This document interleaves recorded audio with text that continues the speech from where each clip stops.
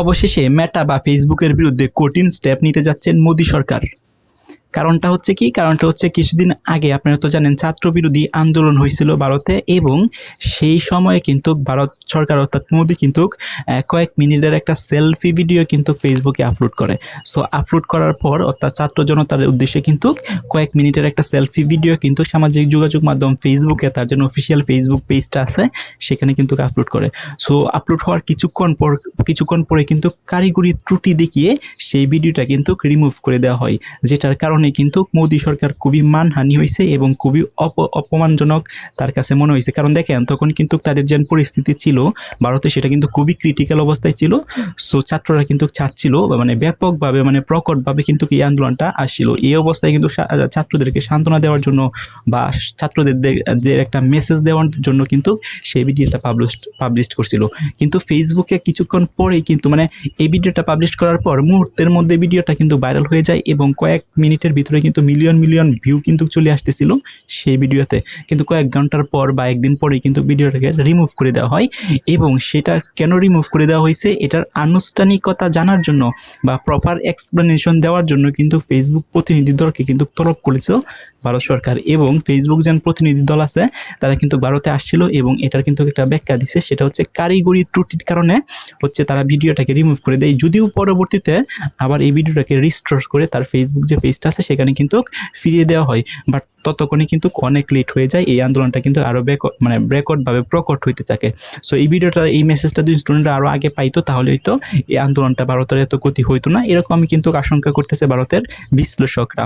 তো এমন অবস্থায় এই ফেসবুকের যে প্রতিনিধি দল ভারতে আসছিল তারা যেন একটা ব্যাখ্যা দিচ্ছে যে কারিগরি ত্রুটির কারণে সাময়িক সময়ের জন্য এই ভিডিওটাকে হচ্ছে রিমুভ করে দেওয়া হয়েছিল, পরবর্তীতে আবার ব্রেক করে দিছে। বাট সেই যে ব্যাখ্যাটা দিছে সেই ব্যাখ্যাটা কিন্তু ভারত কিন্তু সন্তুষ্টজনক মনে হয়েছে না।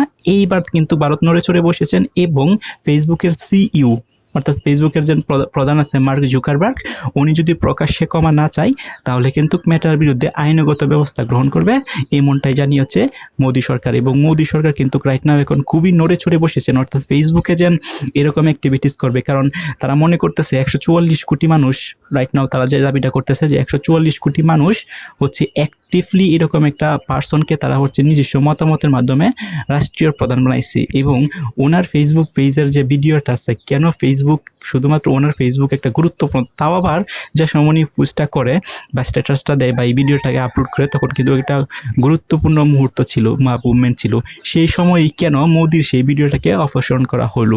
সো এটাই কারণে কিন্তু বিশ্লেষক বলেন, ভারতের প্রশাসন বলেন, মোদি বলেন, সবাই কিন্তু নারাজ হচ্ছে ফেসবুকের উপরে এবং ফেসবুককে কিন্তু দোষারোপ করতেছে। এবং ফেসবুকের আরও যদি প্রপার এক্সপ্লেনেশন না দিতে পারে এবং ফেসবুকের সিও মার্ক জুকারবার্গ যদি প্রকাশ্যে এসে যদি ক্ষমা না চায় তাহলে আইনগত যে ব্যবস্থা আছে সেটা কিন্তু গ্রহণ করবে ভারত সরকার। এখন প্রশ্ন হচ্ছে আইনগত কী ব্যবস্থা গ্রহণ করবে ভারত সরকার? সেটা হতে পারে মেটার বিরুদ্ধে হয়তো বা মামলা করতে পারে, অথবা মেটাকে ভারত থেকে ব্যান করে দিতে পারে। অর্থাৎ ভারত সরকার কিন্তু চাইলেই যে ফেসবুক আছে বা মেটা আছে সেটার ইউজ করতে কিন্তু ভারতে নাও দিতে পারে। এজ এ রেজাল্ট কী হবে সেটা হচ্ছে ফেসবুকের যে একটা বিজনেস, সেই বিজনেসটা কিন্তু ভারতের যে 144 কোটি মানুষ বা যে পরিমাণ মানুষ ফেসবুক ইউজ করে সেই গ্রাহকরা কিন্তু হারাবে। সেটা কিন্তু ভারতের বা হচ্ছে ফেসবুকের জন্য খুবই ক্ষতিকর হতে পারে। সো এখন প্রশ্ন হচ্ছে মার্ক জুকারবার্গকে কিন্তু 3 দিন সময় বা 3 দিন আলটিমেটাম দিছে মোদি সরকার। যদি এর ভিতরে প্রকাশ্য এসে ক্ষমা না চায় তাহলে কিন্তু আইনগত ব্যবস্থা বা যে স্টেপ নেওয়া উচিত সেই ধরনের স্টেপ কিন্তু নিবে, এমনটাই কিন্তু জানিয়েছে। সো আপনাদের মতামত কি কমেন্ট করে জানান।